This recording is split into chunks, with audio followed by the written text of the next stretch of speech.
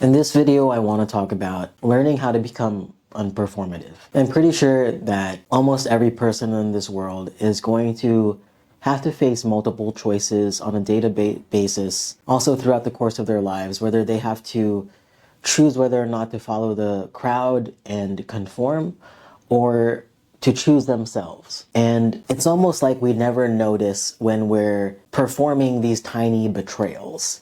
And I call them like tiny betrayals because we don't always feel the sting of those choices right away. We feel them over time when we find ourselves making a series of decisions that lead us to a place that we feel is not quite for us. It's not the place that we're supposed to be. And it happens every time we make a choice that is not one that we would decide for ourselves, but it's a choice that replicates something that we've seen someone else do, or we've been told to do, or we think it's the safe choice, and so we choose that. And whether these choices are within the context of your career or your relationships or your dreams and your art, we're all faced with these kinds of choices on a day-to-day basis. I'll give you an example. When I was first thinking about what career I wanted to go into, if you had asked me when I was a child, what did I want to do, I would have answered a writer. I love literature, I love fiction, I love poetry, I love studying books. Like if you were ever one of those kids who would have a fiction book or a novel and you would flip back and forth between pages because you know that this character did something in chapter 12 that connected to something in chapter 4 and you want to remind yourself what the context was, I was that kid. I was obsessed with story and obsessed with words. But I think what happens with a lot of people, and also what happened to me, is I was nudged towards more secure career choices. And so I ended up building a career that's over a decade long now in a different industry. But I always kept story in the back of my mind as something I love. Anything to do with words, whether it's writing or story or communication, was something that I always was really drawn to. And I didn't know when it happened because it happened over the course of a very long time. But I found myself in a career where I didn't get to express myself in the way I wanted to as much. But it almost felt like a sunk cost because I was already there. It was the career that I had built, and it was the one that I was in now, or the one that I am in now. And that happened through a series of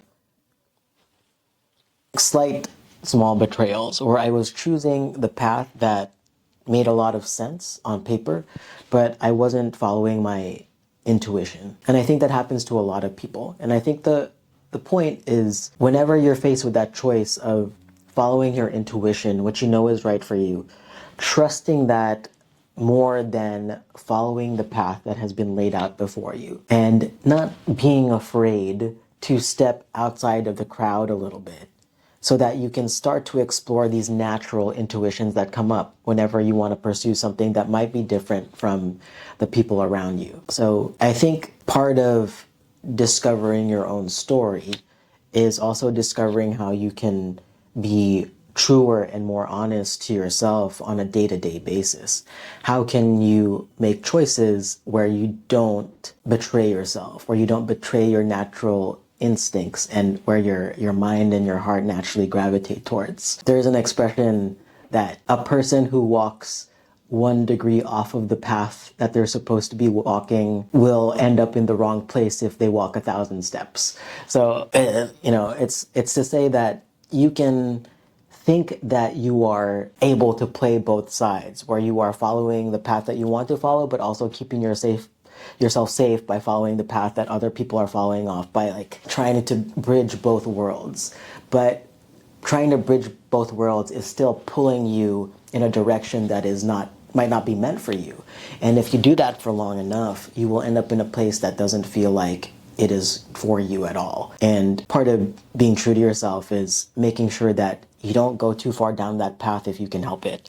And you get really clear about who you are and what your story is and where your intuition is taking you. And trusting that that is in your mind for a reason, that is something that you're feeling for a reason, and to follow that. So that is part of the deep work of knowing our own personal narrative and knowing our own story, is knowing that the voice that is guiding you is in there, but we have to do the work of clearing the noise so that we can hear ourselves a lot better, so that we can start learning how to be better at being ourselves and trusting that. So that's the big lesson for today, is trust yourself more and make choices for yourself more. And know that when you do that, you end up having a positive impact on not just yourself, but the people around you. Because they'll see your light, they'll see the brightness, they'll see the truth and the honesty behind your choices and in your behavior. And we have to lean into that, because life is too short to be living out a storyline that is not our own. All right, that's all for today. Until next time, everyone, take care.